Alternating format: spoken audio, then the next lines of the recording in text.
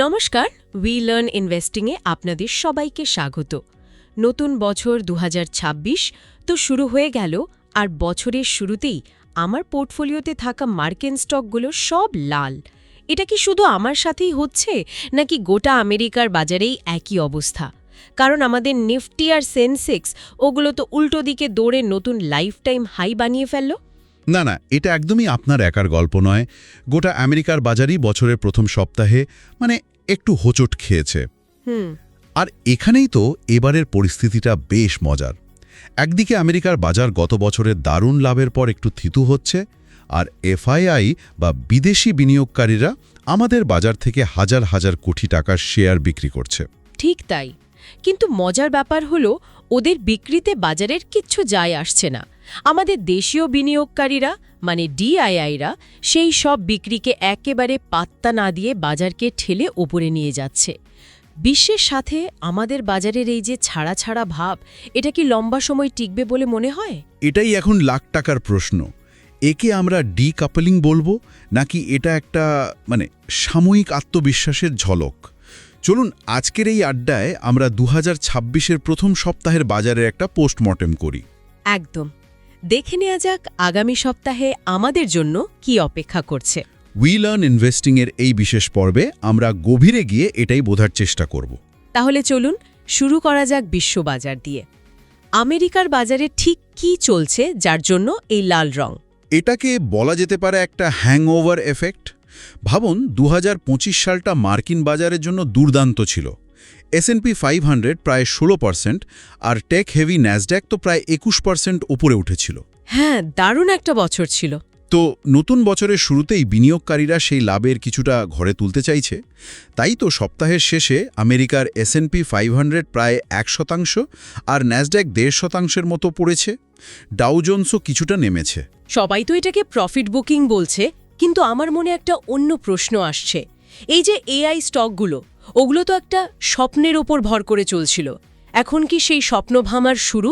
বিনিয়োগকারীরা কি এখন লাভের খাতা দেখতে চাইছে? একদম ঠিক পয়েন্টটা ধরেছেন। ২০২৫ ছিল এআই এর ইনফ্রাস্ট্রাকচার তৈরির বছর, চিপস, ডেটা সেন্টার এসব নিয়ে মাতামাতি। কিন্তু ২০২৬-এ এসে বাজার প্রশ্ন করছে, okay, a lot of money has been spend, now show me the productivity gains. যে বিপুল পরিমাণ টাকা ঢালা হয়েছে, তার থেকে আসল লাভ আসছে কিনা। রাইট, ভ্যালুয়েশন আর রিয়ালিটির মধ্যে মিল খোঁজা হচ্ছে। একদম। এই চিন্তা থেকেই টেক স্টকগুলোতে একটা চাপ তৈরি হয়েছে। আর ফেডারেল রিজার্ভ, ওদের রেট কাট নিয়ে তো বাজারে অনেক আশা ছিল। সেটার কি খবর? বাজার এখনও আশা করছে যে ২০২৬-এ অন্তত 2টো রেট কাট হবে। কিন্তু এখানে একটা বড় কিন্তু আছে। ৯ জানুয়ারির নন ফার্ম পেরোলস ডেটা, আমেরিকার চাকরির বাজারের রিপোর্টটা। হ্যাঁ, ওই রিপোর্টটা খুব গুরুত্বপূর্ণ। যদি দেখা যায় ওখানকার লেবার মার্কেট এখনও খুব মজবুত, তাহলে ফেডারেল রিজার্ভ তাদের হায়ার ফর লঙ্গার নীতি বজায় রাখতে পারে। সুদের হার চট করে কমবে না? ঠিক। আর সেটা হলে কিন্তু আমাদের মতো বাজারের জন্য বিদেশি টাকার যোগান কমে যেতে পারে, যা একটা চিন্তার কারণ। আচ্ছা, আমেরিকার বাইরে এশিয়ার অন্যান্য বাজারগুলির কি অবস্থা? সেখানেও কি একই ছবি? না, এশিয়াতে একটা মিশ্র ছবি দেখা যাচ্ছে, যাকে আমরা এশিয়ান মার্কেট ডাইভারজেন্স বলতে পারি। ধরুন জাপান, নিক্কেই 255, ২০২৫-এ প্রায় 25% বাড়ার পর ওখানেও প্রফিট টেকিং চলছে। ওটা তো স্বাভাবিক। কিন্তু অবাক করার মতো বিষয় হলো, দক্ষিণ কোরিয়ার কাসপি এই সপ্তাহে 2.3% এবং হংকংয়ের হ্যাংসেং প্রায় 2.8% বেড়েছে। এটা তো বেশ অবাক করার মতো। ভারত যখন এত দামি, তখন ওরা কেন বাড়ছে? কারণটা একটাই, ভ্যালুয়েশন। ভাবুন, এটা একটা শপিং মলের মতো। ভারত আর জাপানের স্টকগুলো এখন শোরুমের সবচেয়ে দামি ব্র্যান্ডের মতো। আচ্ছা। আর অন্যদিকে চীন, হংকং বা দক্ষিণ কোরিয়ার বাজারগুলো, ওগুলো এখন ডিসকাউন্ট সেকশনের মতো, যেখানে ভালো জিনিস সস্তায় পাওয়া যাচ্ছে। ও তাই? এফআইআইরা টাকা সরাচ্ছে? একদম। কিছু এফআইআই ভারতের মতো দামি বাজার থেকে টাকা তুলে ওই সস্তা বাজারগুলোতে লাগাচ্ছে। এটাকে আমরা বলি রোটেশন রিস্ক। এই প্রবণতাটা আমাদের নজরে রাখতে হবে। আর কমোডিটি, বিশেষ করে অপরিশোধিত তেল, যেটা আমাদের অর্থনীতির হার্টবিট ঠিক রাখে, কমোডিটি বাজার আমাদের জন্য বেশ স্বস্তিদায়ক খবর নিয়ে এসেছে। ব্র্যান্ড ক্রুড অয়েল ব্যারেল প্রতি প্রায় $60-61 কাছাকাছি ঘোরাফেরা করছে। এটা তো আমাদের জন্য একটা গোল্ডিলক্স পরিস্থিতি। ঠিক তাই, খুব বেশিও নয়, খুব কমও নয়। এতে আমাদের ইম্পোর্ট বিল নিয়ন্ত্রণে থাকে, যা অর্থনীতির জন্য খুবই ভালো। আর সোনার উপর? বিশ্বব্যাপী অনিশ্চয়তার কারণে সোনা প্রায় 2% এবং রূপো 4%-এর বেশি বেড়েছে। এটা পরিষ্কারভাবে সেফ হেভেন ডিমান্ড নির্দেশ করে, মানে বিনিয়োগকারীরা কিছুটা হলেও ঝুঁকির থেকে সরে সুরক্ষিত জায়গায় টাকা রাখছে। তাহলে বিশ্বজুড়ে এত কিছুর পরেও আমাদের বাজার যে রেকর্ড উচ্চতায়, এর পেছনের আসল শক্তিটা তাহলে আমাদের ঘরের লোকেরাই? 100%। এর পেছনের মূল শক্তি হল আমাদের দেশীয় প্রাতিষ্ঠানিক এবং খুচরা বিনিয়োগকারীদের অংশগ্রহণ। এই সপ্তাহে পারফরমেন্স দেখুন না। নিফটি 50 সপ্তাহে 1.1% বেড়ে 26,328-এর ওপরে বন্ধ হয়েছে। বিএসই সেন্সেক্স 0.8% বেড়েছে। আর নিফটি ব্যাংক তো ইতিহাস তৈরি করে ফেলল। একদম, 2.0% বেড়ে প্রথমবার 60,000-এর মনস্তাত্ত্বিক স্তর পার করে 60,303-এ বন্ধ হয়েছে। আর এই সব কিছুই হয়েছে এফআইআইদের লাগাতার বিক্রি সত্ত্বেও। এই এফআইআই বনাম ডিআইআই যুদ্ধটাই তো এই সপ্তাহের হেডলাইন ছিল, তাই না? অবশ্যই। ভাবুন, 10 বছর আগে এফআইআইদের 3,000 কোটির বিক্রি মানেই ছিল বাজারের পতন নিশ্চিত। আজ ধরুন 1 জানুয়ারি এফআইআইরা একাই প্রায় 3,268 কোটি টাকার শেয়ার বিক্রি করেছে। 3,268 কোটি শুধু একদিনে? হ্যাঁ, শুধু একদিনে। আর সেদিন আমাদের ডিআইআইরা কিনেছে 1,525 কোটি টাকা। বাকিটা হজম করেছে আমাদের মতো, আপনার মতো খুচরো বিনিয়োগকারীরা। তার মানে আগে যেটা বাজারের জন্য একটা সুনামি ছিল, এখন সেটা পুকুরের ঢেউয়ের মতো লাগছে। ঠিক তাই। এই ডিআইআই আর রিটেল বিনিয়োগকারীদের কেনাকাটা একটা লিকুইডিটি ওয়াল বা টাকার প্রাচীর তৈরি করেছে। টাকার প্রাচীর মানে এফআইআইদের বিক্রির ধাক্কাটা স্পঞ্জের মতো শুষে নিচ্ছে। একদম, বা একটা দেওয়ালের মতো আটকে দিচ্ছে। এটা শুধু টাকার খেলা নয়, বুঝলেন, এটা ভারতীয় বিনিয়োগকারীদের মানসিকতার একটা বিরাট পরিবর্তন। আমরা এখন আর বিদেশি পুঁজির ওপর পুরোপুরি নির্ভরশীল নই।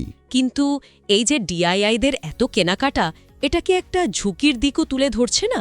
যদি কোনো কারণে এই এসআইপির স্রোত কমে যায়, তাহলে তো বাজারকে সাপোর্ট দেওয়ার মতো কেউ থাকবে না। আমরা কি একটু অতিরিক্ত আত্মবিশ্বাসী হয়ে পড়ছি? এটা একটা খুবই গুরুত্বপূর্ণ পয়েন্ট। অতিরিক্ত আত্মবিশ্বাস সব সময় ঝুঁকির। যদি অর্থনীতিতে কোনো বড় ধাক্কা আসে আর মানুষের হাতে টাকা কমে যায়, তাহলে এই এসআইপি ফ্লো কমতে পারে।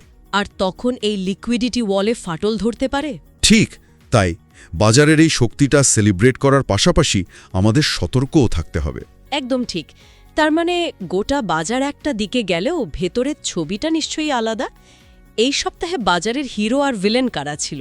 অবশ্যই, এই সপ্তাহটা ছিল পলিসি ড্রিভেন আলফার সপ্তাহ। মানে সরকারি নীতির ওপর ভিত্তি করে কিছু সেক্টর দারুণ রিটার্ন দিয়েছে আর কিছু মুখ থুবড়ে পড়েছে। তাহলে হিরো কে ছিল? এই সপ্তাহের আনডিসপিউটেড হিরো ছিল metal sector. Nifty metal index সপ্তাহে প্রায় 5.7% বেড়েছে। হঠাৎ মেটাল স্টকগুলোর জন্য এত ভালোবাসা কেন? কারণটা হলো সরকারের একটা বড় সিদ্ধান্ত। সরকার চীন, ভিয়েতনাম, নেপালের মতো দেশ থেকে আসা নির্দিষ্ট কিছু সস্তা স্টিল আমদানির ওপর 3 বছরের জন্য সেফগার্ড ডিউটি চাপিয়েছে। ও আচ্ছা। এটা একটা টিয়ার্ড স্ট্রাকচারে করা হয়েছে। প্রথম বছরে 12%, দ্বিতীয় বছরে 11.5% আর তৃতীয় বছরে 11%। অর্থাৎ দেশীয় কোম্পানিগুলোর জন্য একটা লেভেল প্লেইং ফিল্ড তৈরি করে দেওয়া হলো। একদম। এর ফলে টাটা স্টিল, জেএসডব্লিউ স্টিল, সেলের মতো দেশীয় কোম্পানিগুলোর মার্জিন বাড়বে। তারা এখন আমদানি করা স্টিলের সাথে আরও ভালোভাবে প্রতিযোগিতা করতে পারবে। এর ফলেই দেখুন, সেলের শেয়ার এক সপ্তাহে প্রায় 11.4% লাফিয়েছে। বাহ, তাহলে মেটাল সেক্টর যদি হিরো হয়, তাহলে এই সপ্তাহের ভিলেনকে? এই সপ্তাহে সবচেয়ে বড় ভিলেন ছিল FMCG sector. Nifty FMCG index প্রায় 3.7% পড়েছে। আর এর জন্য প্রায় একাই দায়ী আইটিসি, তাই তো? ঠিক। আইটিসির সাথে কি হলো? যারা ডিভিডেন্ডের জন্য আইটিসিতে বিনিয়োগ করে রেখেছেন, তাদের জন্য তো এটা একটা বড় ধাক্কা। বিরাট ধাক্কা। সরকার সিগারেটের ওপর নতুন এক্সাইজ ডিউটি আরোপ করেছে, যা প্রায় 20-30% কর বৃদ্ধির সমান। ও, এই খবর বাজারে আসতেই আইটিসির শেয়ার সপ্তাহে 13-14% ভেঙে পড়েছে। মর্গান স্ট্যানলি এবং জেপি মর্গানের মতো বড় ব্রোকারেজ সংস্থাগুলি স্টকটিকে ডাউনগ্রেড করেছে।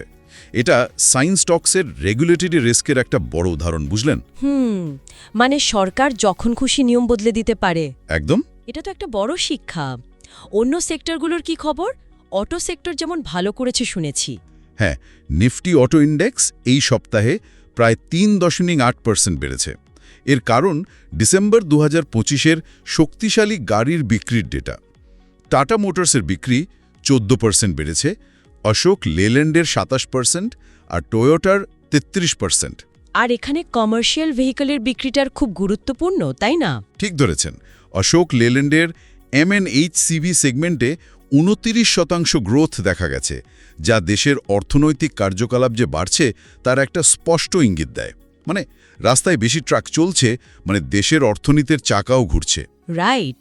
আর ব্যাংকিং সেক্টর, যেটা 60,000-এর মাইলস্টোন পার করল, ওদের পার্টি করার কারণ কি? ব্যাংকিং সেক্টরে এই উত্থানকে আমরা ক্যাচ আপ ট্রেড বলতে পারি।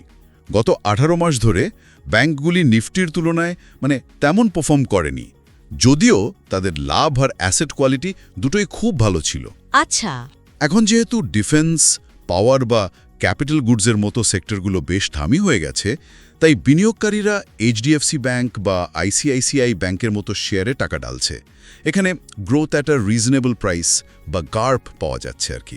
সোজা কথায় ভালো জিনিসটা এখনও তুলনামূলকভাবে সস্তায় পাওয়া যাচ্ছে। একদম। আপনারা শুনছেন উই লার্ন ইনভেস্টিং। আজকের আলোচনা থেকে এটা স্পষ্ট যে ভারতীয় বাজার আপাতত নিজের শক্তিতেই চলছে, কিন্তু এই শক্তিটা কতটা মজবুত, চলুন কিছু অর্থনৈতিক ডেটা দিয়ে সেটা যাচাই করে নিই। ঠিক। বাজারের এই উত্থানকে সমর্থন করার জন্য কিছু ম্যাক্রো ডেটা দেখা খুব দরকার। যেমন ডিসেম্বর 2025-এ জিএসটি কালেকশন ছিল 1.74 লক্ষ কোটি টাকা, যা গত বছরের থেকে 6.1% বেশি। এটা তো ভালো খবর। অবশ্যই, কিন্তু এই সংখ্যার পেছনেও একটা গল্প লুকিয়ে আছে। কিরকম? এই কালেকশনের মধ্যে ডোমেস্টিক ট্রানজ্যাকশনস থেকে আয় মাত্র 1.2% বেড়েছে, যেখানে আমদানি থেকে আয় প্রায় 19.7% বেড়েছে। এর একটা মানে হতে পারে দেশের ভেতরের ওয়াপ্রাস বা কনজাম্পশনে হয়তো কিছুটা মন্দা আছে। এই ব্যাপারটা আমাদের নজরে রাখতে হবে। আচ্ছা, আর মুদ্রাস্ফীতি বা ইনফ্লেশন, ওটা তো আমাদের অর্থনীতির জন্য একটা বড় চিন্তার কারণ ছিল। ওটাই এখন আমাদের জন্য একটা বিরাট স্বস্তির জায়গা। আমাদের ট্রাম্প কার্ড। নভেম্বর 2025-এর সিপিআই ইনফ্লেশন ছিল মাত্র 0.71%। মাত্র 0.71%? এটা তো আরবিআই-এর 4% লক্ষ্যের অনেক নিচে। অনেক নিচে। এর ফলে কি হচ্ছে?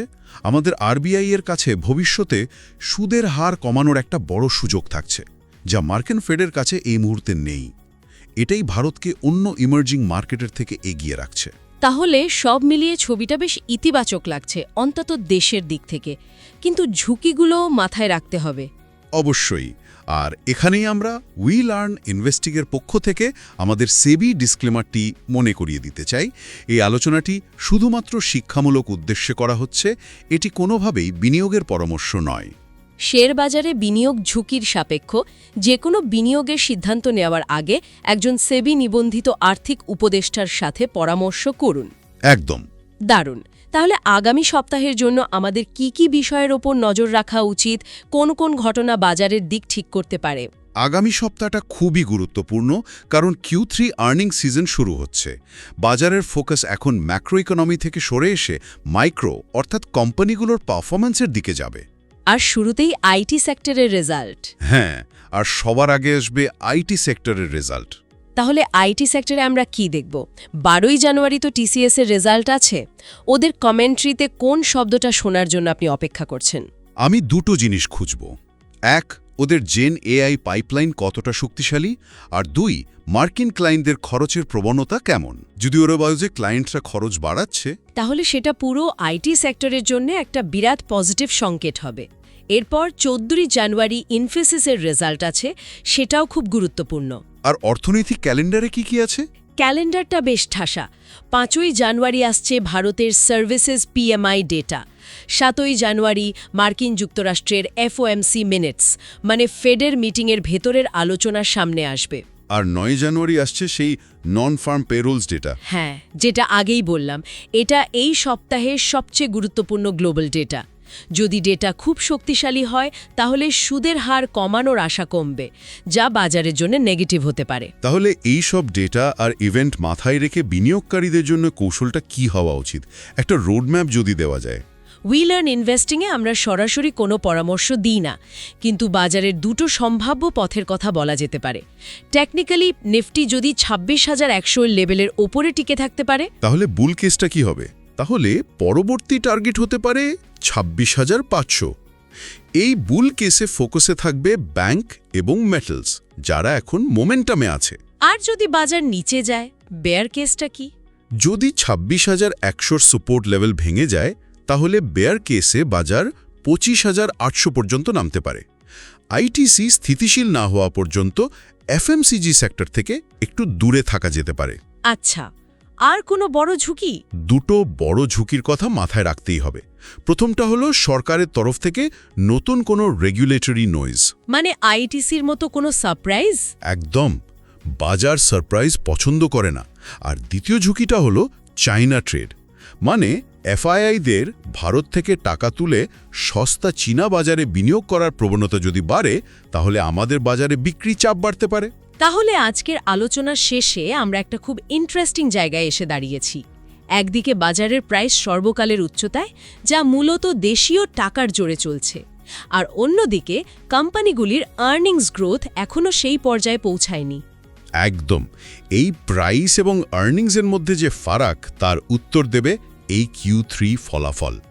যদি ফলাফল ভালো আসে, বিশেষ করে আইটি এবং ব্যাংকিং সেক্টর থেকে, তাহলে এই র্যালি আরও এগোবে এবং এই ভ্যালুয়েশন জাস্টিফাই হবে। আর তা না হলে বাজারের এই লিকুইডিটি কুশন বা তারল্যের সমর্থন কতটা শক্তিশালী, তার একটা কঠিন পরীক্ষা হবে।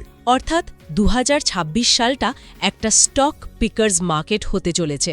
শুধু ইন্ডেক্স কিনে বসে থাকলেই হয়তো আর আগের মতো লাভ করা যাবে না। ঠিক তাই, সঠিক থিম এবং স্টক বেছে নেওয়াই হবে সফলতার চাবিকাঠি। আজকের মতো এই পর্যন্তই।